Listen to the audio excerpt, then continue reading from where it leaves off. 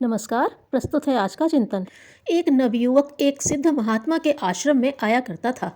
महात्मा उसकी सेवा से प्रसन्न हो बोले, बेटा, आत्मकल्याण ही मनुष्य जीवन का सच्चा लक्ष्य है, इसे ही पूरा करना चाहिए। यह सुनकर युवक ने कहा, महाराज, वैराग्य धारण करने पर मेरे माता पिता कैसे जीवित रहेंगे? साथ ही मेरी युवा पत्नी मुझ पर प्राण देती है, वह मेरे वियोग में मर जाएगी। महात्मा बोले, कोई नहीं मरेगा बेटा, यह सब दिखावटी प्रेम है, तू नहीं मानता तो परीक्षा ले ले। युवक राजी हो गया तो महात्मा ने उसे प्राणायाम करना सिखाया और बीमार बनकर सांस रोक देने का आदेश दिया। युवक ने घर जाकर वही किया। बड़े बड़े वैद्यों की चिकित्सा हुई। घर वाले उसे मरा समझ हो हल्ला मचाने और पछाड़े खाने लगे। पड़ोस के बहुत से लोग इकट्ठे हो गए। तभी महात्मा भी वहां जा पहुंचे और युवक को देखकर उसकी गुण गरिमा का बखान करते हुए बोले, हम इस लड़के को जीवित कर देंगे, परंतु तुम्हें कुछ त्याग करना पड़ेगा। घर वाले बोले, आप हमारा सारा धन, घर बार, यहाँ तक कि प्राण भी ले लें, परंतु इसे जीवित कर दें। महात्मा बोले, एक कटोरा दूध ले आओ। तुरंत आज्ञा का पालन किया गया। महात्मा ने उसमें एक चुटकी राख डालकर कुछ मंत्र सा पढ़ा और बोले, जो कोई इस दूध को पी लेगा वह मर जाएगा और यह लड़का जीवित हो जाएगा। अब समस्या यह थी कि दूध को कौन पिए। माता पिता बोले, कहीं न जिया तो एक जान और गई, यदि हम रहेंगे तो पुत्र और हो जाएगा। पत्नी बोली, इस बार जीवित हो जाएंगे तो क्या है, फिर कभी मरेंगे, मरना तो पड़ेगा ही। इनके न रहने पर मायके में जिंदगी काट लूंगी। रिश्तेदार बगले झांकने लगे और पड़ोसी तो पहले ही नदारद हो गए। तब महात्मा ने कहा, अच्छा, मैं ही इस दूध को पिए लेता हूँ। तो सभी प्रसन्न होकर बोले, हाँ महाराज, आप धन्य हैं, साधु संतों का जीवन ही परोपकार के लिए है। महात्मा ने दूध पी लिया और युवक को झकझोरते हुए बोले, उठ बेटा, अब तो तुझे पूरी तरह ज्ञान हो गया कि कौन तेरे लिए प्राण देता है। युवक तुरंत उठ पड़ा और महात्मा के चरणों में गिर पड़ा। सांसारिक मोह त्याग कर आत्मकल्याण की साधना करने लगा। अपने विषय में बखान मत कीजिए। दुनिया अच्छी तरह जानती है कि जो व्यक्ति अपने विषय में बेसिर पैर की बातें करता रहता है वह कमज़ोर और खोखला होता है। वह डींग हाँकता रहता है और उसकी कोई परवाह नहीं करता। जो कुछ आप करने जा रहे हैं उसके बारे में कुछ कहिए नहीं, अपितु कीजिए।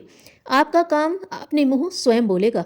दूसरों के काम की आलोचना, नुक्ताचीनी करने में अपनी शक्ति का अपव्यय मत कीजिए, बल्कि अपने काम को अच्छी तरह पूरा करने में जुट जाइए।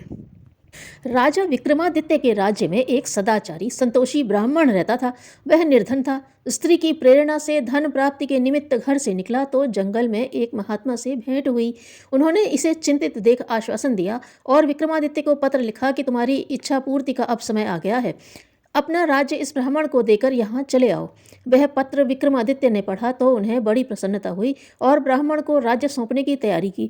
ब्राह्मण ने राजा को राज्य त्याग के लिए इतना उत्सुक और अत्यंत आनंद विभोर देखा तो सोचने लगे कि जब राजा ही राज्य सुख को लात मारकर योगी के पास जाने में विशेष आनंद अनुभव कर रहे हैं तो योगी के पास अवश्य ही कोई राज्य से भी बड़ा सुख है।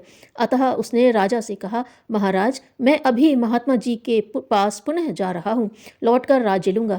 यह कहकर योगी के पास पहुंचकर बोला कि भगवान, राजा तो राज्य त्याग कर आपके पास आने के लिए नितांत उतावला और हर्ष विभोर हो गया। इससे जान पड़ता है कि आपके पास राज्य से भी बड़ी कोई वस्तु है, वही मुझे दीजिए। महात्मा ने प्रसन्न हो उसे पूर्ण योग क्रिया सिखाई और ब्राह्मण पूर्ण तपस्वी होकर मोक्ष सुख पा गया। मोक्ष सुख से राज्य सुख नितांत तुच्छ है। हमारा सर्वाधिक पतन कुसंगति के कारण होता है। अतः भयानक जंगलों में रहना अच्छा, पर दुष्ट के साथ मेल जोल और मित्रता रखकर महलों में रहना भी अच्छा नहीं। पैदल चल लेना अच्छा, पर दुष्ट घोड़े या खटारा वाहन पर सवारी करना अच्छा नहीं। बुद्धिमान शत्रु अच्छा, पर मूर्ख मित्र अच्छा नहीं। निसंतान होना अच्छा, पर दुष्ट संतान का होना अच्छा नहीं। बुद्धिमानों से डांट सुनना भला, पर मूर्ख से प्रशंसा सुनना अच्छा नहीं। दरअसल दुष्ट संगति किसी भी सूरत में ठीक नहीं। स्मरण रखिए, कुसंग से बढ़कर कोई हानिकारक वस्तु नहीं तथा सत्संगति से बढ़कर कोई लाभ नहीं है। जल जैसी जमीन पर बहता है उसका गुण वैसा ही बदल जाता है। धन्यवाद।